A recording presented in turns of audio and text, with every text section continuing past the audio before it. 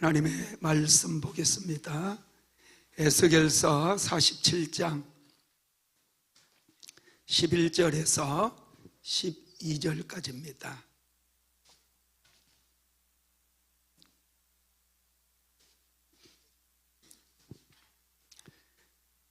한 목소리로 합독합니다.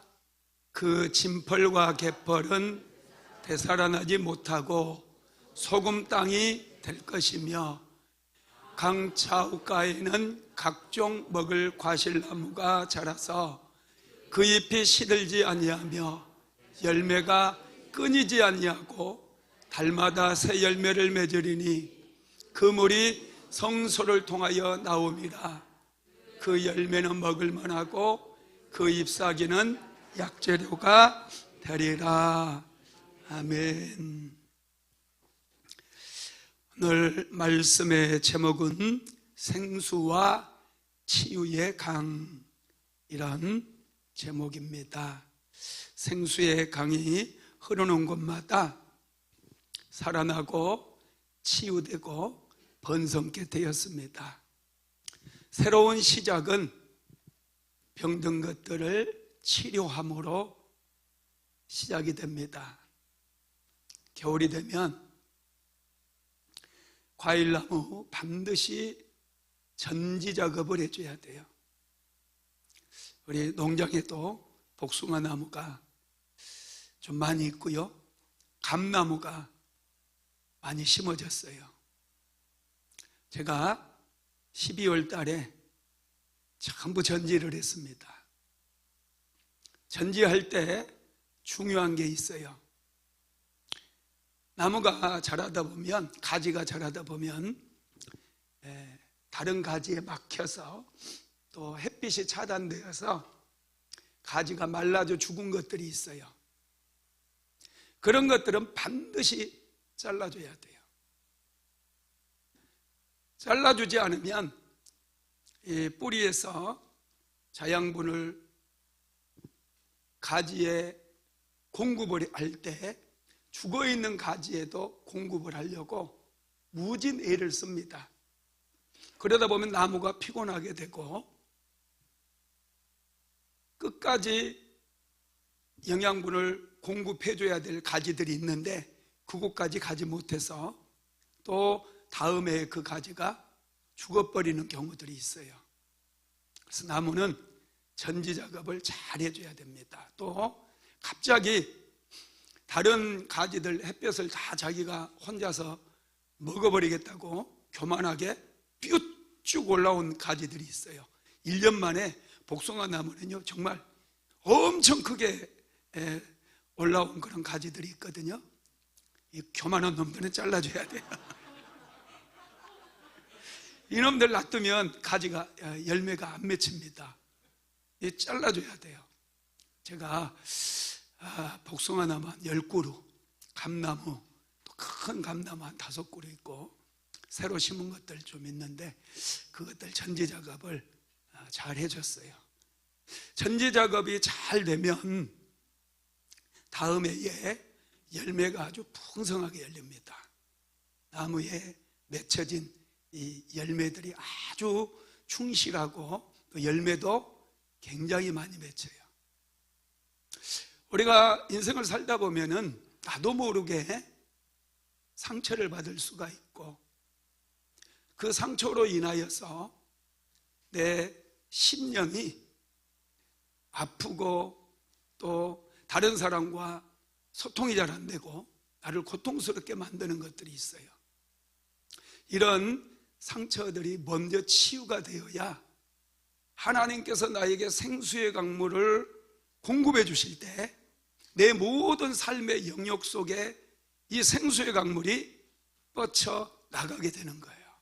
그래서 죽었던 것이 살아나기 시작하고 회복되기 시작하고 번성케 되는 역사가 일어나는 거예요.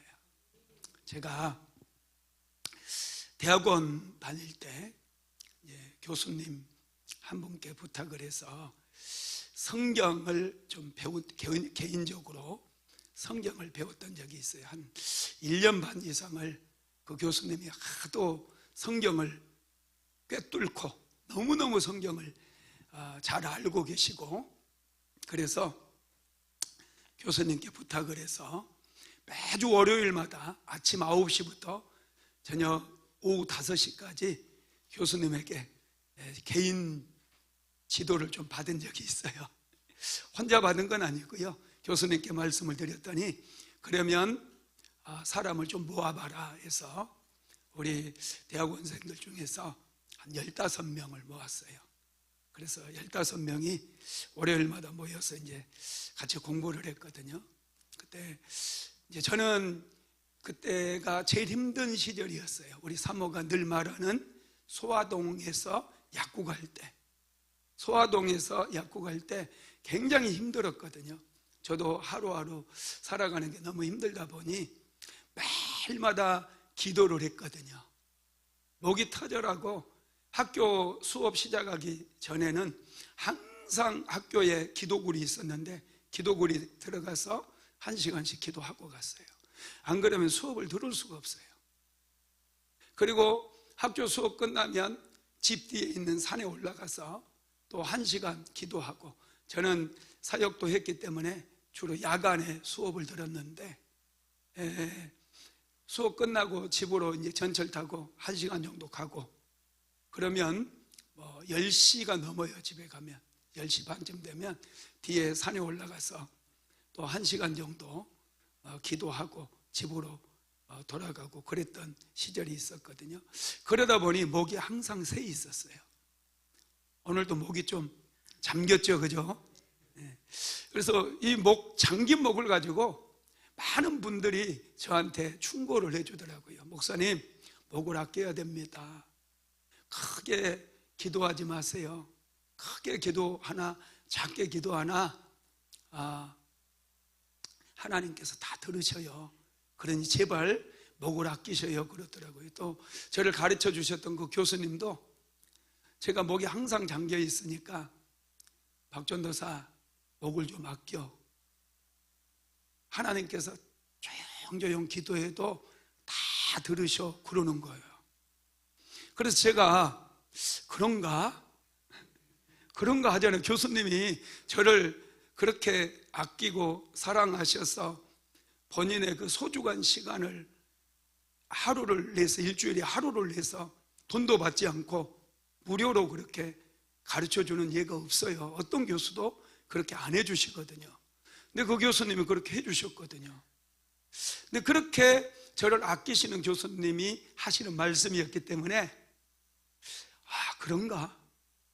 조용히 기도해야 되겠다, 이런 마음이 드는 거예요. 그래서 하나님께 제가 그때 질문을 했어요. 하나님께서는 작게 기도해도 다 들으신다고 그러는데, 하나님, 부르짖어 이렇게 기도하니까 나도 목도 아프고요, 자꾸 목이 새고요, 사람들이 자꾸 나를 놀려서 안 되겠어요. 저도 조용조용 기도할까요? 그랬더니 하나님께서 갑자기 말씀하시더라고요. 나는 네가 크게 부르짖어 기도하는 것이 너무 좋다. 와, 그 한마디 들려주시는데 그 한마디 내가 듣고요, 지금까지 부르짖어 기도해요. 하나님께서 너무 좋다는데, 하나님이 좋으면 다 되는 거 아닙니까?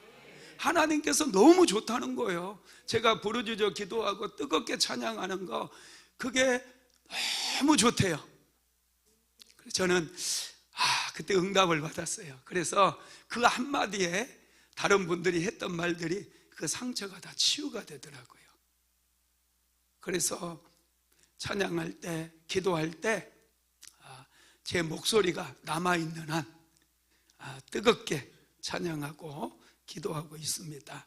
여러분, 사람은 누구든지 상처가 있어요. 요셉을 생각해 보세요. 형들에 의해서 강제로 애굽의 종으로 팔려가 버렸어요. 얼마나 요셉이 힘들었겠습니까?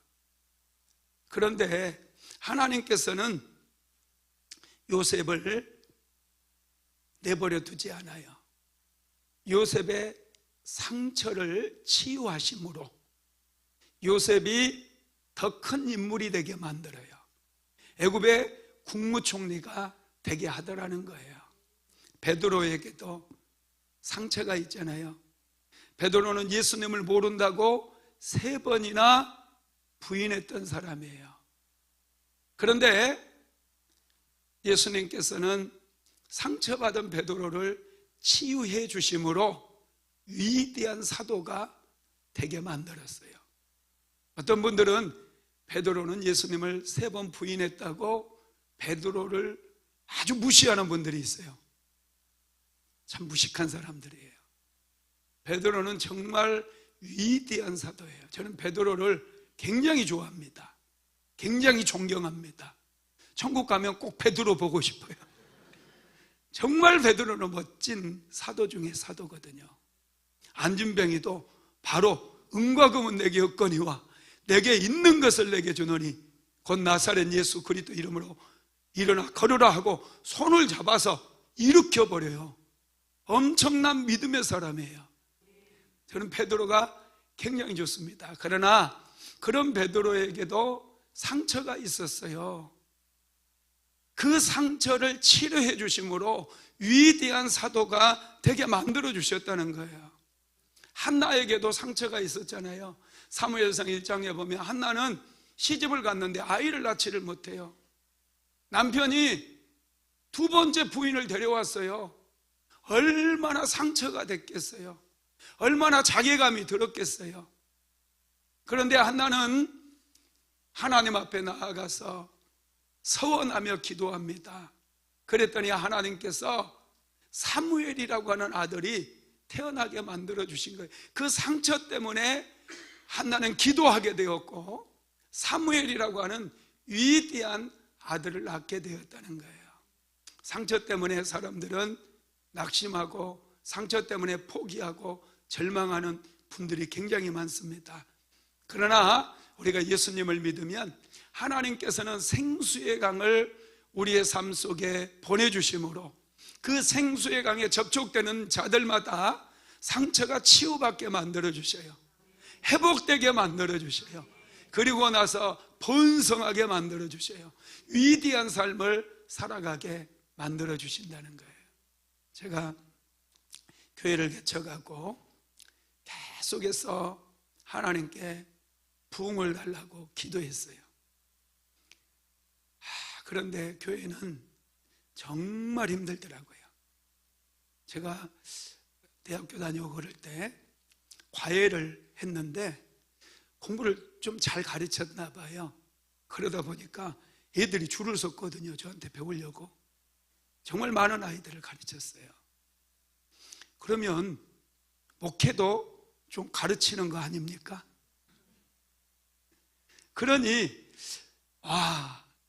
교회 개척하고 나면 한 1, 2년 안에 교회가 자립을 하고 좀 부흥이 될 줄 알았거든요. 매일마다 또 제가 기도하잖아요. 얼마나 그때는 또 열심히 했는지 젊었으니까 한 번 앉으면 설교 준비를 10시간 넘게 했어요. 설교 준비를 10시간 넘게 계속 성경 연구하고 주일 예배 설교는 14시간씩 했던 적이 굉장히 많아요.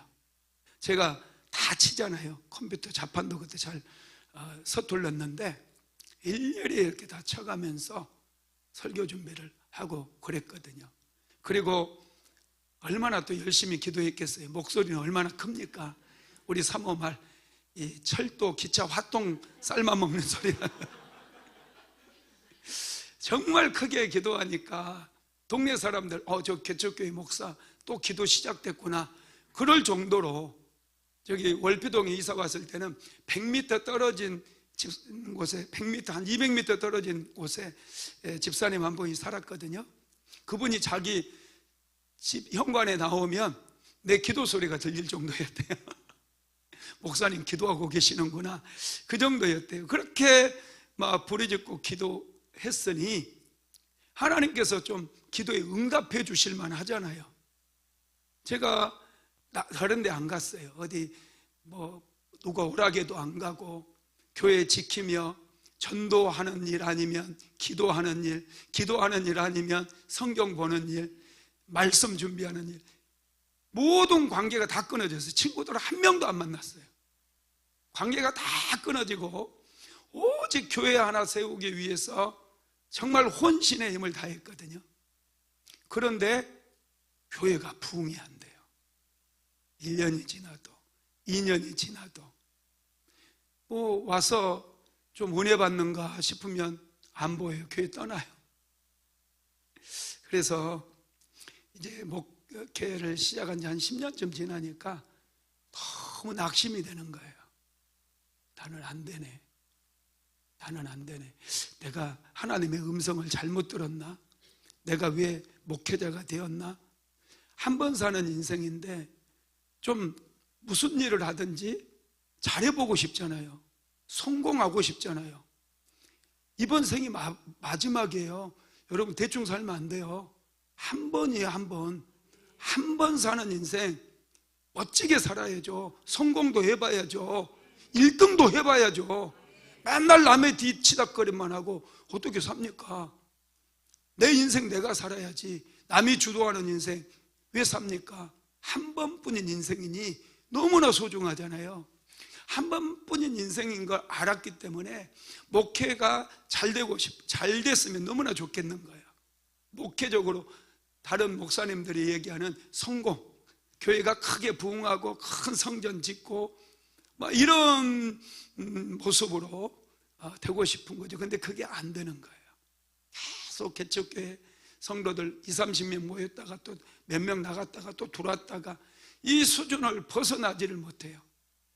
아무리 열심히 기도하고 설교해도 안 되는 거예요. 그래서 마음에 낙심이 찾아오고 이게 상처가 되는 거예요. 아무것도 하기가 싫은 거예요. 기도도 하기 싫어요. 예배 준비하는 것도 싫어요. 그래도 제가 어지간해요. 그래도 했어요. 하기 싫다고 하지는 않아요. 그래도 설교 준비하고 그래도 기도하고. 하루는 제가 지난번에 한번 말씀드렸는데 산책을 하다가 점심 먹고 사모랑 산책하다가 사모에게 그랬어요. 나 이제 다 타버린 채가 된 것 같다. 아무것도 못하겠다. 그랬더니 우리 사모가 엄청나게 놀라는 거예요. 사실은 본인이 고백하더라고요. 자기도 그랬다고.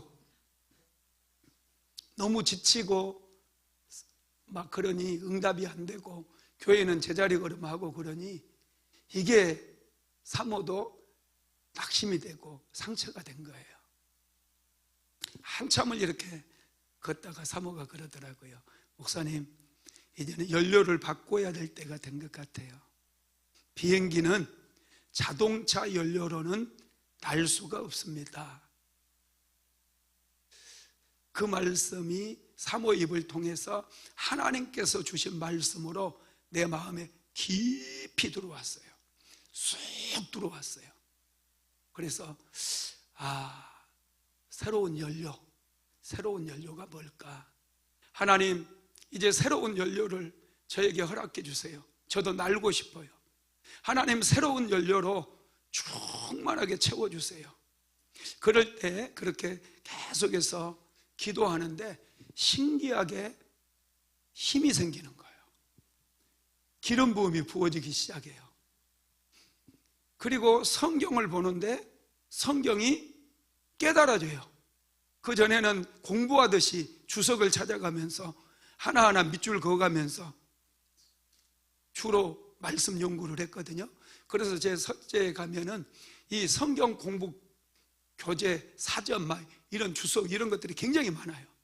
그런 것들을 원어 막 이런 것들 공부해야 된다고 그래서 저는 원어 공부는 안 했어요. 그렇지만 이 주석 이렇게 보면서 성경을 한 구절 한 구절 이렇게 막 딥답하고 그랬는데 그때는 전혀 보이지 않았던 것들이 성경을 읽는데 보이는 거예요. 제가 늘 말씀드리죠. 갑자기 창세기를 펴서 읽는데 창세기 28장 말씀이 쑥 들어와요. 하나님이 그들에게 복을 주시며 이르시되 생육하고 번성하고 땅에 충만하고 땅을 정복하고 땅을 다스리라는 거예요. 하나님이 아담과 하와를 만드시고 처음으로 하셨던 것이 아담과 하와에게 복을 주신 일이었더라고요. 아담과 하와가 복을 받아야 살아갈 수 있는 존재구나, 이게 깨달아지는 거예요. 이건 저에게는 엄청난 발견이었어요. 콜럼버스가 신대륙을 발견한 것처럼 제 운명을 바꿔버리는 그런 발견이었어요. 그래서 인생이라고 하는 것은 하나님께 복을 받아야 비로소 살아갈 수 있는 존재구나. 하나님께 복을 받지 못하면 아무리 능력이 있고 열정적으로 살고 성실하게 살아도 결국은 헛발질하는 인생이 될 수밖에 없구나, 이걸 깨달은 거예요. 그리고 성경을 보는데 창세기 9장 31절에도 보니 노아 홍수 심판이 임하고 모든 땅이 척박하고 황무지처럼 바뀌어버린 그 상황에 노아가 하나님 앞에 예배드리니 하나님께서 노아를 찾아오시는 거예요. 그리고 노아에게 똑같이 하나님께서 노아에게 복을 주시며 이르시되, 노아와 그의 가족에게 복을 주시며 이르시되 생육하고 번성하고 땅에 충만하라. 이야, 척박한 땅에서, 저주받은 땅에서 이 노아와 그의 가족들이 살아남기 위해서는 하나님께 복을 받아야 되는구나, 이 감동이 쑥 들어오는 거예요. 창세기 12장에도 보니까 하나님께서 아브라함을 선택하시고 제일 먼저 하신 일이 아브라함을 축복하시는 일인 거예요. 구속사역을 시작하시는데 복을 받지 않고는 그 사명을 감당할 수도 없고 아브라함이 복의 통로로 살아갈 수가 없는 거예요. 그리고 이삭을 축복하시고 야곱을 축복하시고 요셉을 축복하시고 유다를 축복하시고, 야곱은 하나님께서 주시는 축복의 소중함을 아브라함을 통해서, 이삭을 통해서 배운 거예요.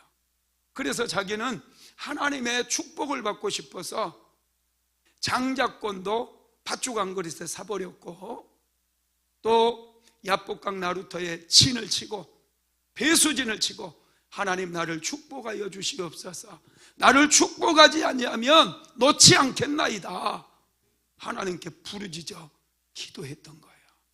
그랬더니 하나님께서 야곱을 축복해 주십니다. 야곱의 인생에 엄청난 전환점이 만들어지게 돼요. 새로운 인생을 살아가게 되더라는 거예요.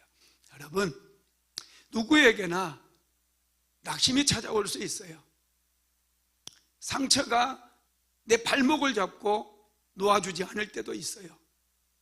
어둠의 영들이 우리의 삶을 억누르고 우리를 포로로 잡아버림으로 인하여 우리는 한 걸음도 앞으로 나아가지 못하고 절망하며 탄식할 때가 있다라는 거예요. 그때 하나님 앞에 나와 기도하면 하나님께서 생수의 강물을 흐르게 하심으로 상처받은 심령을 채워주시는 거예요. 말씀이 생수의 강이에요. 하나님의 말씀과 접촉이 되어지면 살아나는 역사가 일어나요. 열매 맺는 역사가 일어나는 거예요. 그래서 하나님께서 주시는 이 생명의 말씀, 우리가 기도할 때 부어주시는 이 성령의 기름 부음, 이런 것들에 자꾸 접촉이 돼야 됩니다. 그래야 살아나는 역사가 일어나기 때문에 그래요. 에스겔서 47장에도 보면은 병든 나무가 있어요. 병든 나무는 어떻게 됩니까? 나무가 병들면 어떻게 돼요? 이파리가 마르기 시작해요. 쪼글쪼글해져요. 나무가 병들면 결국 나무가 죽어요. 말라져 죽으면 어떻게 되죠? 온갖 벌레들이 나무에 파고 들어가서 벌레들이 다 그곳을 파먹고 또 은신처로 삼아요. 죽은 나무 한번 갈라보신 적 있나요? 죽은 나무는요, 온갖 벌레들이 그곳에서 살고 있어요. 우리가 이런 상처로 인하여 우리가 점점 영적으로 메마르고 영적으로 죽어 있으면 온갖 악한 영들이 다 들어와서 내 인생을 도적질해 가기 시작해요. 여러분, 깨어 있어야 돼요. 살아 있어야 됩니다. 병든 사자는 아무 힘이 없습니다. 사냥을 할 수도 없어요.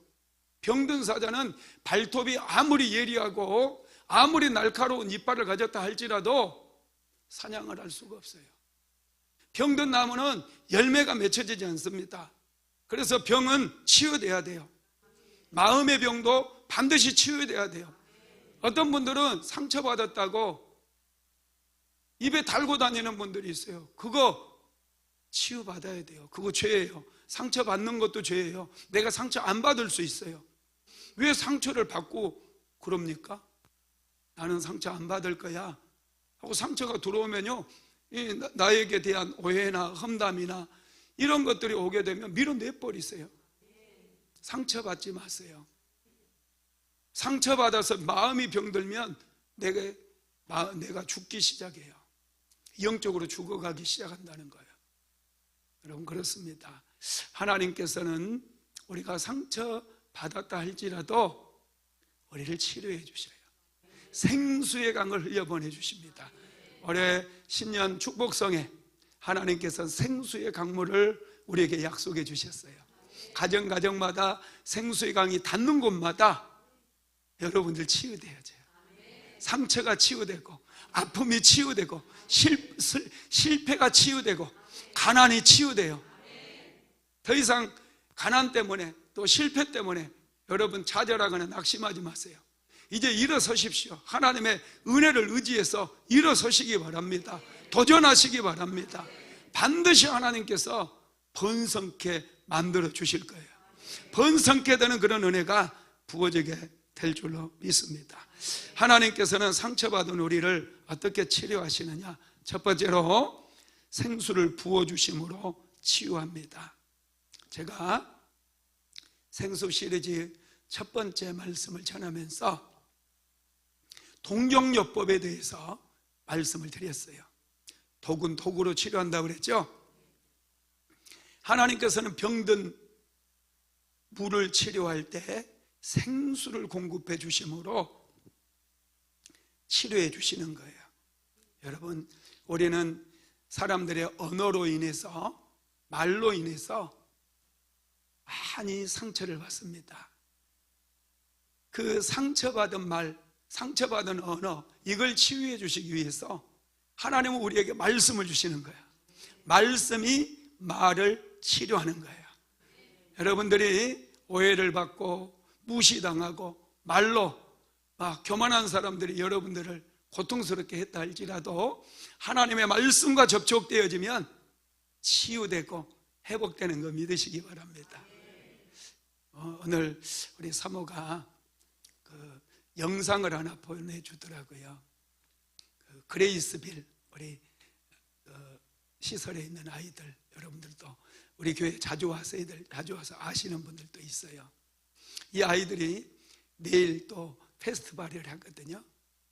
사모가 주최를 해서 말씀 암송 대회를 하는 거예요. 그 아이들에게 사모는 말씀을 주고 싶어요. 상처받은 아이들에게 하나님의 말씀을 공급해 주면 그 아이들의 마음이 치유가 되거든요. 그래서 아이들에게만 외우라고 하면 못 외우니까 선생님들이 아이들과 함께 외우게 하면 선생님들에게는 막 보너스도 줘요. 제법 큰 돈을 줍니다. 그리고 아이들에게도 전부 선물을 다 주거든요. 그래서 이 아이들에게 이번에 마태복음 7장을 한 7구절을 외우게 했더라고요. 그래서 오늘 아침에 아이들이 외우고 있는 장면 선생님들이 영상으로 찍어가지고 막 보내주는 거예요. 사모가 그걸 들으면서 그걸 보면서 너무너무 행복해해요. 이 아이들이 치유되어질 것을 기대하는 거예요. 이 아이들이 말씀 중심으로 성장해서 생수의 강물에 접촉되어짐으로 이 아이들이 장차 이 시대를 변화시킬 수 있는 어른으로 성장할 것을 기대하면서 너무너무 행복해하는 거예요. 이 페스티벌 한번 하면 큰 돈이 들어가요. 사모가 매달마다 큰 돈을 들여서 아이들 공부도 시키고 악기 선생님 과외 붙여가지고 악기도 배우게 하고 다 그렇게 하지만 사모가 제일 행복해하는 것은요, 아이들이 말씀 외우는 거예요. 여러분들 어린 자녀 있는 가정들은 아이들 말씀을 주세요. 말씀을 암송하게 하세요. 그러면 아이들이 심령이 살아나요. 마음이 치유되고 영적으로 엄청나게 건강하게 되어서 공부 아무것도 아니에요. 이 영적으로 깨어나기 시작하면 한두 번만 읽어도 책 내용 다 이해가 되고 애워져 버려요. 신기해요. 제가 어렸을 때부터 성경을 좀 많이 암송을 했거든요. 초등학교 다닐 때 교회를 다녀가지고 교회에서 전도사님이 계셨는데 성경 암송하면 사탕 주고 그래서 성경을 암송을 많이 했어요. 그때는 정말 암송이 잘 되더라고요. 그러니까 우리 형이 국어 교과서에 나온 시를 학교에서 숙제를 내줘가지고 애우고 있잖아요. 그럼 제가 먼저 외워버려요. 형이 애우는 걸 듣고 나는 다 외웠는데 형은 계속 외우고 있는 거예요. 내가 엄청 답답했어요. 내가 천재라서 그런 게 아니라 하나님 말씀을 암송하니까 야, 이렇게 얘가 내가 생각해도 똑똑해진 거예요. 여러분, 이 말씀을 여러분들도 나이와 상관없이 여러분 암송하게 되면 생수의 강에 접속이 되는 거거든요. 접촉이 되어지면 치유되고 살아나고 번성하게 되는 거예요. 땅이 병들면 곡식을 내지 못해요. 땅이 병들면 아무 곡식도 안 되는 거예요. 여러분, 병든 땅은 치료돼야 돼요. 상처받은 마음도 아무것도 안 돼요. 공부도 안 되고 일도 안 되고 상처받은 마음 내버려 두면 절대로 성공 못해요. 절대로 열매가 맺혀지지 않아요. 그래서 가정이 깨져요. 모든 게 다 깨지는 거예요. 이 상처받은 이 마음이 치유되어야 돼요. 치유되어질 때 회복의 역사가 일어나게 됨을 믿으시기 바랍니다. 에스겔서 47장 12절 한번 같이 읽어봅시다. 강 좌우가에는 각종 먹을 과실나무가 자라서 그 잎이 시들지 아니하며 열매가 끊이지 아니하고 달마다 새 열매를 맺으리니 그 물이 성소를 통하여 나옴이라. 그 열매는 먹을 만하고 그 잎사귀는 약재료가 되리라. 이 병들어 있던 나무에, 강 주변에 있었던 나무들은 다 병들어 있었던 나무들이에요. 그런데 생수의 강물이 그 나무 주변을 흐르게 되는 거예요. 그러자 이 병든 나무가 치유가 되어졌어요. 회복이 되어졌어요. 그러자 나무가 어떻게 됩니까? 각종 먹을 과실나무가 자라서 그 잎이 시들지 아니하고 열매가 끊이지 아니하고 달마다 새 열매를 맺으리니 그랬어요. 그 물이 성소를 통하여 나옵니다. 성소에서 흘러내리는 생수의 강물이 닿는 곳마다 병들었던 나무가 열매 맺는 역사가 일어납니다. 여러분, 병든 나무는요, 과일나무들이죠, 굉장히 물을 많이 먹어요. 과일나무에 물을 많이 줘야 돼요. 특히 포도나무 같은 경우 샤인머스켓이나 또 그 블랙 사파이어 이런 거 재배하는 분들 보면요, 물을 엄청 많이 줘요. 나무에게 물을 많이 주는 이유가 있습니다. 나무는 먼저 자기 생존을 위해서 수분을 흡수하거든요. 자기가 살아남을 정도로 흡수가 되고 나면은 비로소 이제 열매 맺는 작용을 하는 거예요. 생수가 풍족하게 공급이 되어질 때 그 자기가 생존하고 남을 만큼 생수가 공급되고 나면은 이게 드디어 꽃을 만들고 열매를 만들어 가기 시작하는 거예요. 만약에 비가 내리지 않거나 수분 공급이 원활하지 않잖아요.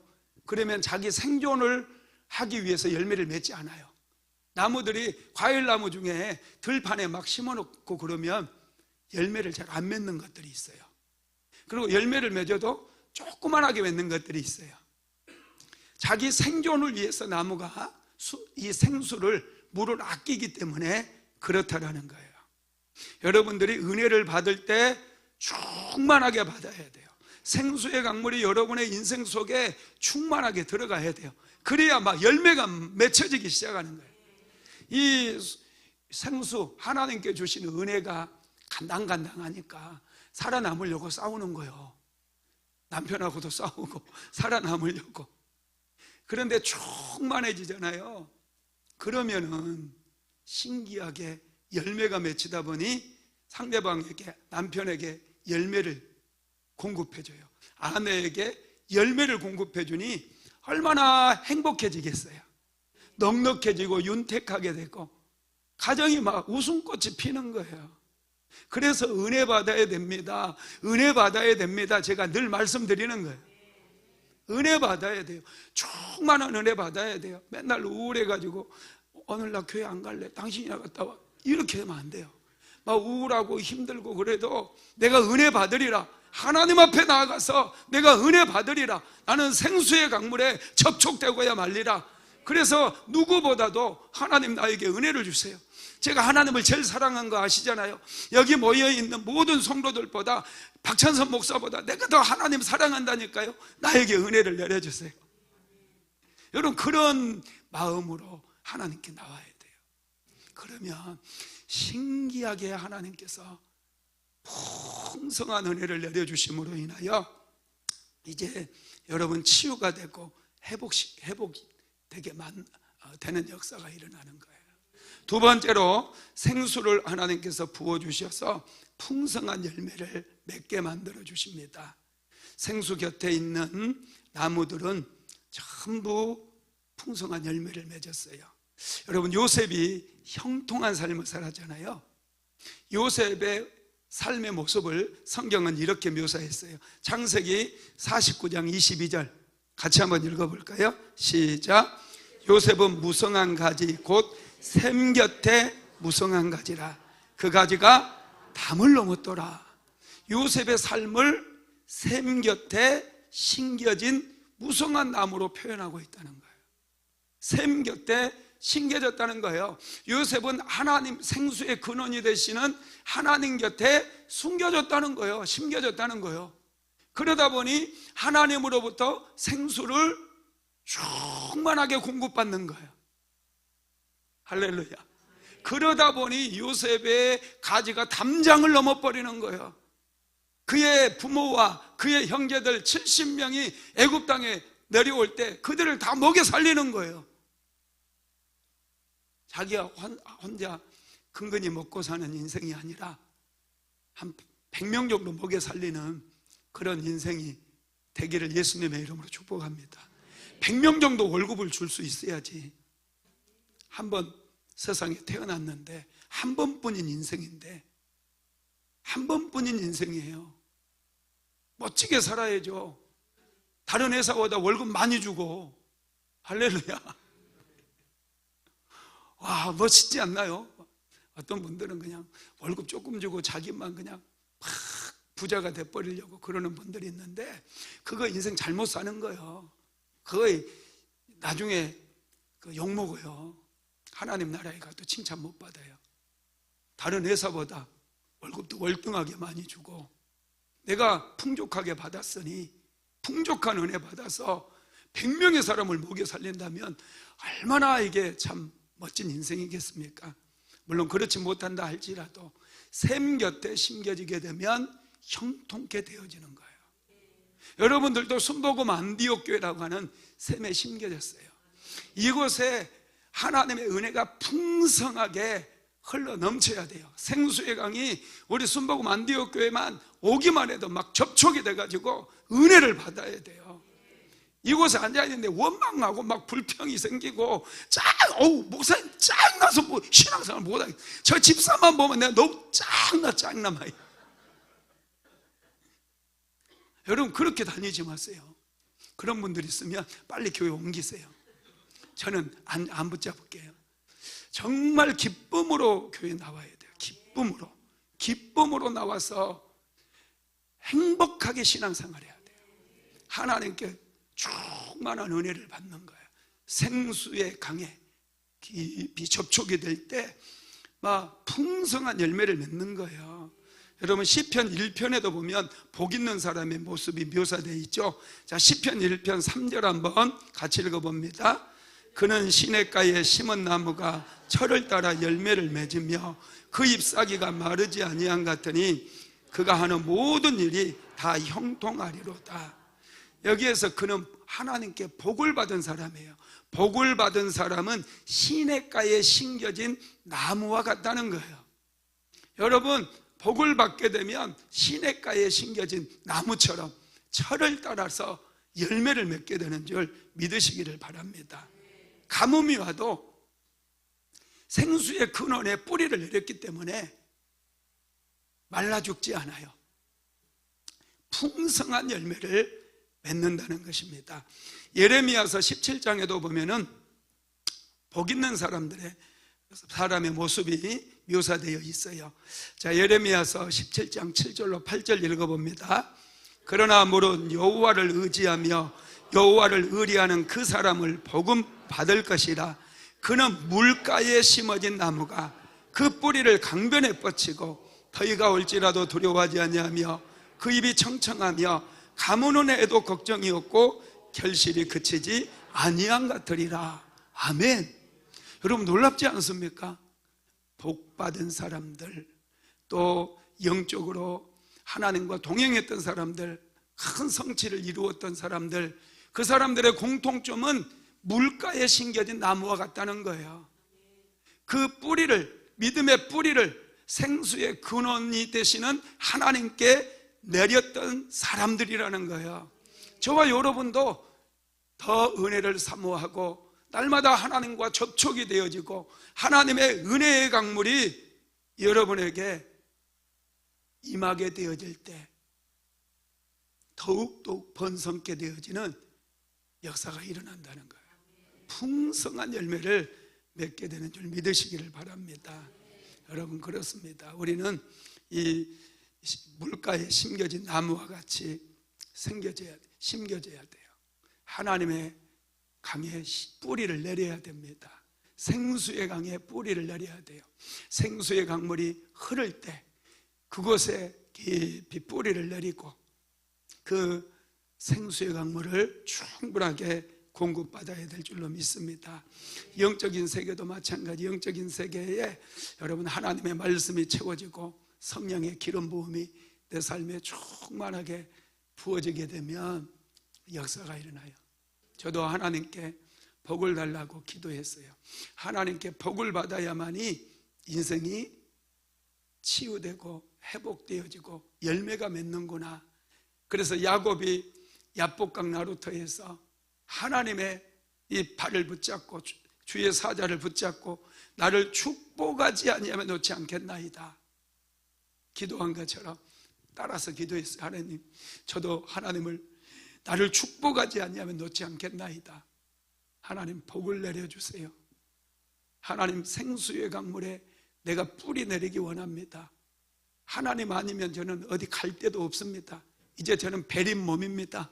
하나님께서 책임져 주시지 아니하면 저는 비천하게 힘 한번 써보지 못하고 그냥 세상을 떠날 수밖에 없는 그런 연약한 인생입니다. 하나님, 나를 불쌍히 여겨주세요. 나를 불쌍히 여겨주세요. 나를 축복해 주세요. 매일마다 그거 기도했어요. 매일마다 엎드려서 하나님, 나를 축복해 주세요. 나를 불쌍히 여겨주세요. 하나님, 한 번만이라도 나를 좀 생각해 주세요. 하나님께서 한 번만 생각해 주셔도 내 인생은 세워집니다. 교회는 세워집니다. 하나님, 제발 도와주세요. 할렐루야. 그런데요, 신기하게 여러분, 중요한 게 뭔지 아세요? 양이 채워져야 되더라고요. 은혜도 양이 채워져야 돼요. 제가 말씀드렸죠? 과일나무는 자기 생존을 위해서 먼저 수분이 채워져야 돼요. 그리고 남아도는 수분을 가지고 열매를 만들어내요. 그래서 시간이 걸리더라고요. 일정 기간이 걸렸어요. 10년을 기도했어요. 20년을 기도했어요. 30년을 기도했어요. 끈질기게 하나님께 기도하니 하나님께서 역사하기 시작해요. 일하시기 시작해요. 생수의 근원에 접촉이 되어지니 풍족해요. 여러분, 뭐든지 이게 내 자신이 먼저 충만해야 돼요. 목사님이 충만하면 이 자기 생존을 위해서 충만해지고 그 이제 더 충만해지기 시작하면 막 은혜의 말씀이 성도들에게 쑥쑥 들어가기 시작하는 거예요. 생명의 말씀, 이 생수의 강물이 쑥쑥 들어가기 시작한다라는 거예요. 여러분, 뭐든지요 쉬운 게 아닙니다. 여러분들 기도는 여러분들이 해야 돼요. 목사님들한테 안수 받으려고 그러잖아요. 제가 안수 잘 안 해줘요. 왜 그러느냐 하면 안수는 여러분들 안수기도 받아가지고 성공하고 안수기도 받아가지고 잘 되고 그런 거 없어요. 목사님이 안수기도 해주는 것은 시동을 걸어주는 거예요. 시동. 자동차 시동 걸어주면 이제 자동차 운전은 누가 해야 돼요? 내가 해야 돼요. 시동 걸어주면 그게 다 끝났다고 시동 금방 꺼버려. 그러니 목적지를 못 가는 거예요. 또 시동 걸어주면 시동 꺼버린다니까. 열매도 안 맺고 아무것도 못 하는 거예요. 시동만 걸어주는 거예요. 여러분, 기도는 일정량이 채워져야 돼요. 제가 해보니까 끈질기게 하나님 앞에 엎드려서 일정량을 채우기 시작하면 내가 충만해지기 시작하고, 내가 충만하면 이 충만함이 흘러 넘치게 돼서 교회가 충만해지고 성도들이 충만해지기 시작해요. 여러분들이 충만해지면 남편이 충만해지고 아내가 충만해지고 자녀들이 충만해지고 사업장이 충만해지고 이게 막 가지가 뻗쳐나가서 열매를 맺게 된다라는 거예요.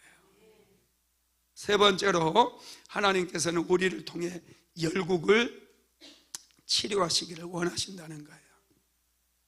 여러분, 하나님께서는 나무를 치료하셔서 풍성한 열매를 맺게 하고 그 잎사귀들은 약재료가 되게 만들어요. 우리는 나무예요.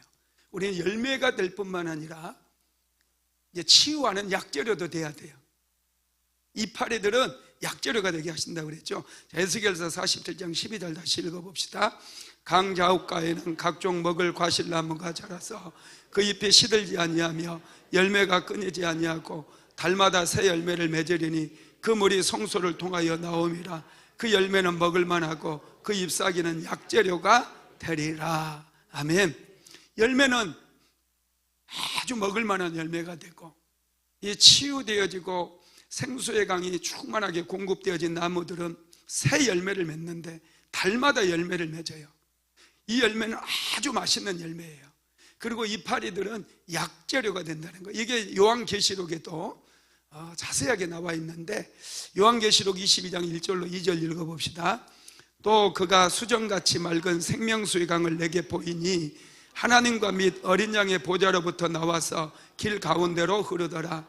강 좌우에 생명나무가 있어 12가지 열매를 맺되 달마다 그 열매를 맺고 그 나무 잎사귀들은 만국을 치료하기 위하여 있더라. 만국을 치유하기 위해서 있다는 거예요. 여러분, 그러니 여러분들이 생수의 근원에 접촉이 되어서 이제는 상처받은 심령들을 치유하는 그런 삶을 살아야 돼요. 남편 하나 잘 못 맞춰주고 아내의 비위 하나 못 맞추고 당신은 그것 때문에 안 돼, 우리는 성격이 안 맞으니 갈라섭시다, 여러분 이렇게 하는 거 아니에요. 원래 성격 차이 때문에 매력이 있는 거잖아요. 우리 사모랑 나랑 성격이 아주 아삼육으로 딱 맞을 것 같죠? 우리 사모랑 나랑 성격이 달라요. 사모는 뭐 얼마나 막 이 행동이 앞서는지 몰라요. 나는 좀 자세히 좀 분석하고 생각하고 그런 스타일인데, 내가 생각하고 있으면 벌써 일이 질러버려. 나 모르게 요즘 막 질러대요. 그러니 내가 좀 당혹스러울 때가 있지 않겠어요? 근데 내가 없는 걸 사모가 가지고 있으니 나는 너무 행복해요. 그래서 사모 잘했어, 사모 정말 멋지다, 사모 대단하다, 내가 이런 말을 자주 합니다. 왜냐, 내가 가지고 있지 않는 거, 나라면은 그거 10일 걸릴지 20일 걸릴지 30일 걸릴지 모르는 것을 사모는 5분 만에 결론을 내리고 행동으로 딱 옮겨버리니 얼마나 멋져요. 정말 이거 뭐 보물을 하나 얻은 거 아닙니까? 근데 막 어떤 남자들은 아내가 그러면 삐져요. 소심해가지고 나한테 얘기도 안 하고 저질렀어 막 그러면서 시험에 들어가지고 있어요. 다름이 아름다움인 거예요. 다르기 때문에 둘이 서로 더 시너지가 나오게 되고요, 더 잘 될 수가 있는 거예요. 목사님 성격 차이 때문에 못 살게 돼. 확 그냥 원래 다르고 원래 성격 차이가 있는 거예요. 그러니 여러분 서로를 인정해주고 서로를 치유해줘야 되는 거예요.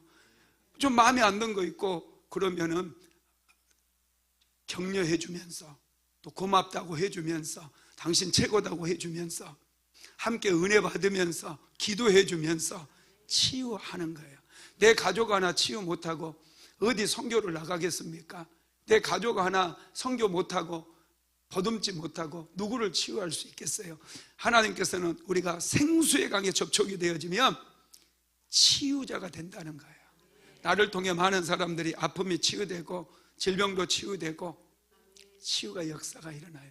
여러분, 이스라엘 백성들이 홍해바다를 건너서 사막길을 가다가 마라에 도착했을 때 물이 다 떨어지잖아요. 그래서 그들이 마라에서 쓴물을 마시거든요. 쓴물을 마시니까 막 어떻게 돼요? 이스라엘 백성들 모세를 잡아먹을 듯이 덤벼들어요. 당신 때문에 막 그러면서 모세를 막 죽이려고 그러는 거예요. 물이 없어가지고 애써서 사흘 만에 물을 드디어 찾았는데 그 물이 쓴물이라 막 배가 아픈 거예요, 마시니까. 그러니까 모세에게 품풀이를 하고 화풀이를 해요. 여러분, 그런데 모세가 기도할 때 하나님께서 한 나뭇가지를 잘라서 쓴물에 던지라고 그러거든요. 그 나뭇가지 잘라서 쓴물에 던졌더니 쓴물이 단물로 바뀌었어요. 할렐루야. 이 나뭇가지가 에스겔서 47장에 나온 그 나뭇가지인 거예요. 할렐루야. 요한계시록 22장에 나온 이 나뭇가지예요. 이 나뭇가지는 예수님의 십자가인 거예요. 예수님을 믿는 사람들, 예수님의 십자가에 그 은혜를 경험한 사람들은 누구든지 쓴물을 단물로 바꿀 수 있는 거예요. 남편 안에 있는 그 상처, 쓴물이 나오는 그 상처 단물로 바꿀 수 있다니까요. 믿으시기를 바랍니다. 여러분, 그래야만이 열매가 맺혀지는 거예요. 상처가 치유돼야 돼요. 남편의 상처도 치유되고 아내의 상처도 치유되고 자녀들의 상처도 치유돼야 돼요. 그러기 위해서는 여러분이 생수의 강물을 충분하게 공급을 받아야 돼요. 충분하게 생수의 강물이 내 안에 유입이 돼서 내가 막 충만해져야 됩니다. 그러면 열매도 맺힐 뿐만 아니라 이 잎사귀는 전부 상처받은 인생들을 치유하는 약재가 되는 거예요. 여러분들이 치유자가 되는 거예요. 믿게 되기를 바랍니다. 그런데 끝까지 이 생수가 흘러도요 살아남지 못하는 땅이 있어요. 에스겔서 47장 11절 한번 읽어봅시다. 시작. 그 진펄과 갯벌은 되살아나지 못하고 소금 땅이 될 것이며, 이 진펄과 갯벌은 더 이상 흐르지 못하거든요. 이 진펄과 갯벌이 되는 것은 물이 고여버려 있는 거예요. 이 사해바다는 물이 고여 있다고 그랬잖아요. 하나님께 받은 은혜를 흘려보내야 될진데 흘려보내지 않고 그냥 가두어만 넣는 거예요. 내가 받은 은혜 나 혼자 다 먹고 살리라, 내가 받은 축복 나 혼자 부귀 영화 누리며 살리라, 딱 가두어버리는 거예요. 그러면 여기가 진펄이 되고 갯벌이 돼버려요. 이건 생수의 강이 흘러가도 이제는 살아나지 못해 죽어버렸어요. 우리는 은혜 받고 흘려보내야 돼요. 은혜 받아야 돼요. 2026년 이 신년 축복, 하나님께서는 특별히 2026년 새롭게 열리는 능력의 시대를 우리에게 말씀하시며 에스겔서 47장 말씀을 우리에게 공급해 주셨어요. 무려 4번에 걸쳐서 이 말씀을 저는 선포했습니다. 여러분, 이제 생수를 충만하게 공급받을 뿐만 아니라 이 은혜 받은 것들 어떻게 해서든지 은혜를 좀 주변에 나누시기 바랍니다. 이 영적인 은혜를, 내가 받은 말씀의 은혜도 흘려보내야 되고, 또 하나님께서 축복을 많이 주셔서 재정적으로 크게 내가 부자가 되었다 그러면 재정도 흘려보내야 돼요. 자꾸 흘려보내면 진펄이 살아나기 시작해요. 생수의 강이 이르는 곳마다 더 번성케 되어져요. 우리 사모는 정말 많이 흘려보내거든요. 사모하는 말이 그래요. 이렇게 많이 흘리는데 하나님께 더 많이 주셔서 어떻게 해야 될지 모르겠다고 부지런히 흘려보내는 그런 일들을 정말 많이 하고 있어요. 그런데 놀랍게 하나님은 더 부어주시더라는 거예요. 여러분, 생수는 소유하라고 주시는 것이 아닙니다. 뭐 하라고? 흘려보내라고 주시는 거예요. 이게 해답이에요. 여러분들이 2026년 하나님께서 부어주시는 은혜를 충만하게 받으시기 바랍니다. 순복음 안디옥교에서 흘러내리는 생수의 강에 접속이 되어져서 이 생수를 풍족하게 공급받게 되기를 바랍니다. 그리고 받은 은혜 흘려보내시기 바랍니다. 반드시 하나님께서 여러분들의 인생을 치유하시며 회복시키시며 번성케 만들어 주실 줄로 믿습니다. 머리에 손을 얹으십시오. 사모하는 마음으로 머리에 손을 얹으십시오. 2026년 하나님께서는 새로운 능력의 시대를 말씀해 주셨습니다. 능력은 하나님으로부터 옵니다. 하나님께서는 생수 같은 능력을 우리에게 공급해 주신다고 말씀하셨어요. 이 생수가 여러분들의 가정마다 흘러 들어가는 모습을 상상하십시오. 그리고 마음으로 그대로 그 그림을 품으십시오. 하나님께서 오늘 생수의 강물이 가정마다 넘치도록 흘러가게 만들어 주실 줄로 믿습니다. 오 고마우신 하나님, 2026년 신년 벽두에 새로운 능력의 시대를 우리에게 말씀하시고 에스겔서 47장 말씀을 통해서 성전 문지방에서 흘러내렸던 생수가 강물이 되어 흐르는 곳마다 광야도 살아났고 강변에 있는 나무들도 살아나서 꽃이 피고 번성케 되어지는 열매를 맺게 되었습니다. 강물에는 물고기들이 살아나기 시작하고 바닷물도 살아나는 놀라운 역사가 일어났습니다. 하나님 아버지, 이 생명수의 강물이 머리에 손을 얹은 사랑하는 성도들 가정마다 흐르게 하시고 머리부터 발끝까지 사랑하는 성도들에게 부어지고 넘쳐나게 만들어 주셔서 2026년 가정이 살아나고 저들의 인생이 세워지고 인생이 살아나는 놀라운 역사가 일어날 수 있도록 주님 축복하여 주옵소서. 머리에 손을 얹은 사랑하는 성도들 인생 속에 생수의 강물이 넘치게 될지어다. 은혜의 강물이 넘쳐나게 될지어다. 축복의 강물이 넘치게 될지어다. 치유의 강물이 넘쳐나게 될지어다. 기쁨의 강물이 넘칠지어다. 승리의 강물이 넘치도록 흐르게 될지어다. 오 주여 축복합니다. 축복합니다. 축복합니다. 사랑하는 성도들 가정에 남편과 아내의 머리 자녀들 머리마다 생수의 강물이 넘쳐나게 하옵소서.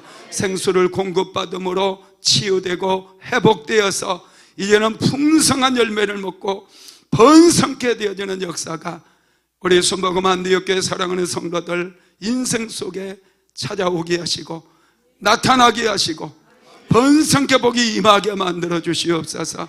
하나님의 복은 위로부터 임하는 것이라고 하셨습니다. 오늘 우리에게 복을 내려 주옵소서. 오늘 우리 한 사람 한 사람에게 치유의 복을 내려 주시옵소서. 사랑하는 성도들에게 재정의 축복의 복을 내려 주시옵소서. 가난이 끊어지고 실패가 끊어지고 형통케 되어지는 복을 내려 주시옵소서. 형통의 복이 흐를지어다. 오 성령의 마음껏 축복하여 주옵소서. 하나님, 질병으로 고통당하는 심령들마다 완전하게 치유되어지는 치유의 복을 내려 주옵소서. 예수의 이름으로 영혼 육은 강건할지어다. 완전하게 치유되고 회복될지어다. 오 주님 감사합니다. 감사합니다. 오 2026년 신년 축복성회를 허락해 주셔서 감사합니다. 모든 영광 홀로 받아 주시옵소서. 예수님의 이름으로 기도드렸습니다. 지금은 우리 구주 예수 그리스도의 무한하신 은혜와 아버지 하나님의 극진하신 사랑하심과 보혜사 성령 하나님의 감동감화 내주교통인도 충만케 하시는 역사가 생수의 강물이 가정가정마다 넘쳐나기를 간절히 소망하는 예배에 참석한 사랑하는 모든 성도들 머리 위에, 가정 위에, 직장 위에, 사업장 위에 이제로부터 영원토록 함께 있을지어다. 아멘.